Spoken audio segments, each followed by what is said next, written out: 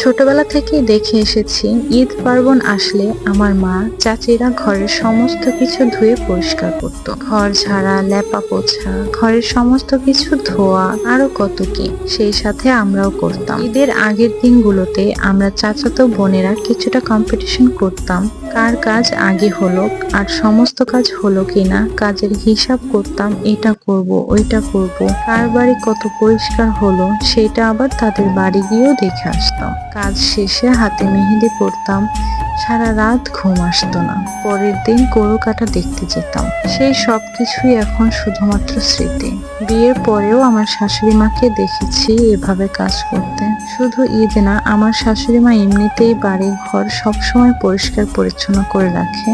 এবছরেও বরাবরের মতো কাজগুলো করা হয়েছে, তবে ম্যাক্সিমাম কাজ আমার যা করেছে, কারোর হেল্প নেয়নি, নিজে একাই সব করে ফেলেছে। আমার শাশুড়ি মাও করেছে, আমিও করেছি। কাজ যত কঠিন হোক না কেন, সবাই হাতে হাতে করে ফেললে সেটা আর কঠিন মনে হয় না।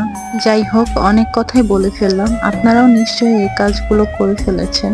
আমার আজকের ভিডিওটা এ পর্যন্তই।